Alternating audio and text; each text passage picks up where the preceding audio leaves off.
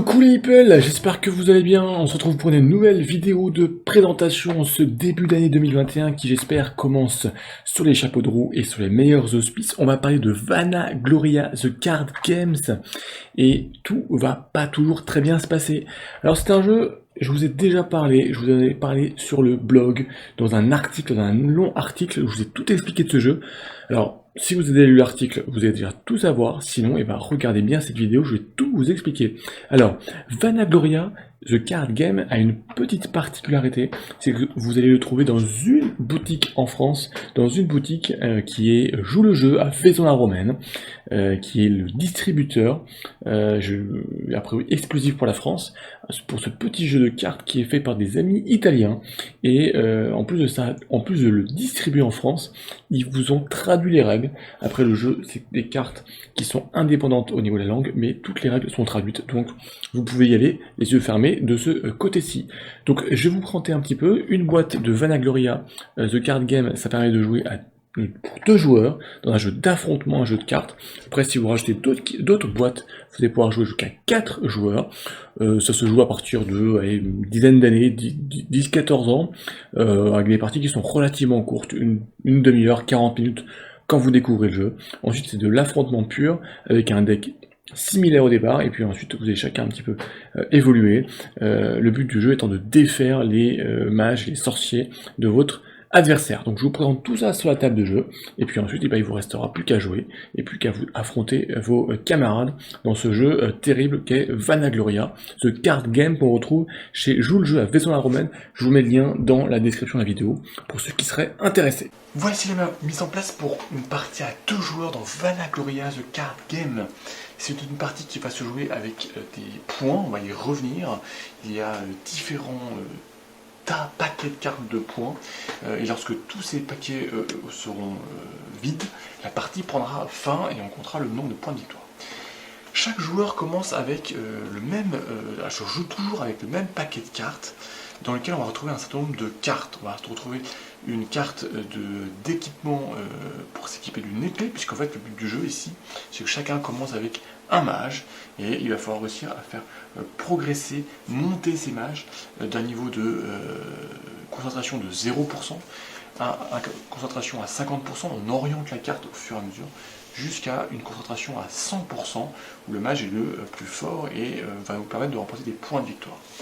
Donc on commence avec chacun un mage à 0%. On a une carte pour invoquer une épée, pour pouvoir équiper notre mage. On a différentes cartes focus donc, qui nous permettent d'augmenter le niveau de concentration de notre mage.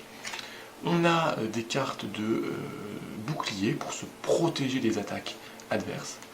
On a bien sûr des cartes d'attaque pour venir attaquer le mage adverse et lui faire perdre un niveau de concentration. Et puis on a une carte duplication. Cette carte duplication va nous permettre d'invoquer des mages supplémentaires dans notre jeu, dans une limite de 3 mages chacun. Alors, tous les rounds se commencent de la même façon. Alors avant de commencer les rounds, on prépare un tas de cartes de points. Il y a des objectifs généraux et des objectifs personnels.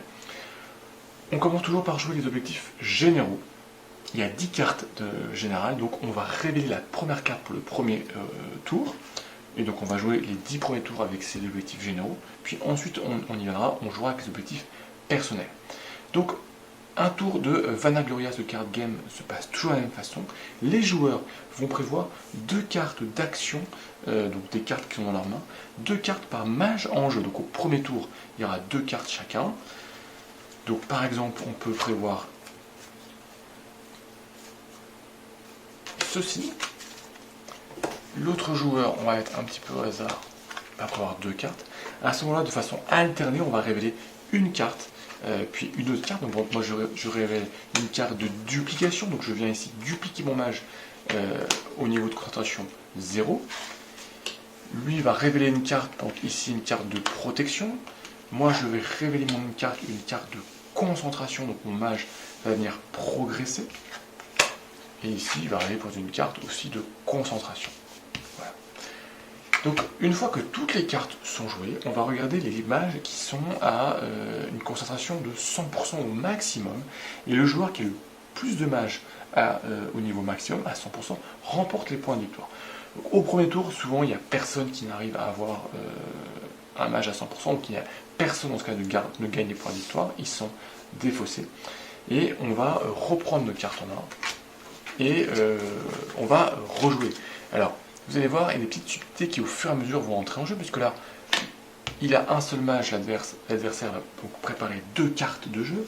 Moi j'ai 2 mages, donc je vais préparer 4 cartes, 2 cartes par mage. Pour autant, on va toujours jouer de façon alternée. Donc ici, le joueur adverse va faire monter son mage à 100% avec une concentration. Moi, je vais pouvoir faire monter aussi mon mage à 100%. Il va mettre une carte de protection, de bouclier. Moi, je vais ici, par exemple, refaire une carte de duplication. Donc, je vais faire entrer mon 3e mage, toujours à 100%. Et donc là, on s'arrête. On s'arrête dès qu'un joueur a révélé toutes ses cartes de jeu. Le tour prend fin. Ici, je ne jouerai pas les cartes supplémentaires. Donc, il y a toujours parfois un désavantage à avoir trop de mages, parce qu'on ne pourra pas jouer toutes ces cartes. Les cartes sont défaussées. Et comme à chaque tour, on vient regarder les mages au niveau de 100%, au niveau de concentration maximale. Donc là, on a chacun un mage de concentration à 100%. Donc là encore, une nouvelle fois, les points d'objectifs généraux qui étaient en jeu ne sont pas gagnés. Si d'aventure, j'avais eu moi un niveau à 100% et mon adversaire qu'à 50%, j'aurais remporté ces points de victoire que j'aurais conservés. Et à ce moment-là, les mages qui sont à 100% de toute façon redescendent à 0. On ne peut pas conserver un mage au niveau à 100%. On passe à un nouveau tour de jeu, donc on révèle une nouvelle fois les cartes d'objectifs communs, et puis comme ça on fait les tours de jeu. Une fois que ce paquet est complètement défaussé, à ce moment-là on va attaquer les objectifs personnels, donc on révèle en même temps une carte d'objectif personnel, et c'est le joueur qui a le plus de mages à 100% de concentration qui remporte son objectif personnel. L'autre le défausse. Donc là encore, il y a des points d'objectif personnel entre 1, 2, 3 ou 4. Donc en fonction de ce qui sort, ça va être parfois intéressant d'essayer à tout prix de remporter un tour, ou au contraire de laisser peut-être 1 ou 2 points de victoire à son adversaire. La dernière chose qu'on n'a pas vue, c'est les attaques. Tout simplement, lorsque vous pouvez jouer des cartes, vous avez une carte pour invoquer une épée. Dans ce cas-là, lorsque vous la jouez sur un mage, et ben vous l'équipez d'une épée qu'il conserve. Et ensuite, il faudra jouer une carte d'attaque avec ce mage. À ce moment-là, le mage va attaquer un mage adverse et lui faire en fait baisser d'un niveau. Donc s'il est à 100, il va baisser à 50. S'il est à 50, il va baisser à 0%. Si par hasard il est à 0%, si c'est son seul mage, il ne le perdra pas, on conserve toujours au moins un mage. Si on a ici, comme dans mon cas, plusieurs mages, et bien si on arrive à 0% et qu'on se fait attaquer, le mage est défaussé pour être revenir en jeu grâce à une duplication. La dernière carte que l'on peut regarder, ce sont les cartes de protection, les cartes donc, de bouclier, shield. Alors, soit elles sont jouées normalement, et dans ce cas-là, le bouclier est préparé, et la première attaque sur ce mage n'entrera aucune conséquence pour le mage, et vous défausserez la carte de bouclier. En revanche, sinon, vous pouvez l'avoir en main, car vous pouvez l'avoir préparée, la révéler au moment de l'attaque, là aussi pour vous défendre d'une attaque adverse, et pour donc essayer de garder vos mages à des niveaux de concentration ou qu'ils ne repartent si vous avez plusieurs mages pour garder votre armée. Donc on joue de tour en tour, et puis une fois que tous les objectifs personnels ont été joués, révélés, chacun a gagné ses objectifs, et bien la partie à ce moment-là prend fin, et on va comptabiliser le nombre de points de victoire que les joueurs ont obtenus au fur et à mesure, et le joueur qui a le plus de points de victoire remporte la partie. Ce sont des règles très simples qui permettent des parties très rapides, des parties en mode découverte, mais aussi qui permettent un certain nombre de stratégies, soit en vous concentrant sur un seul mage, soit en essayant d'avoir plusieurs mages, mais ce qui prendra plus de temps, et puis parfois il va aussi falloir temporiser puisque je vous rappelle, quand les mots sont à une concentration de 100%, à la fin du tour, ils retombent à 0%.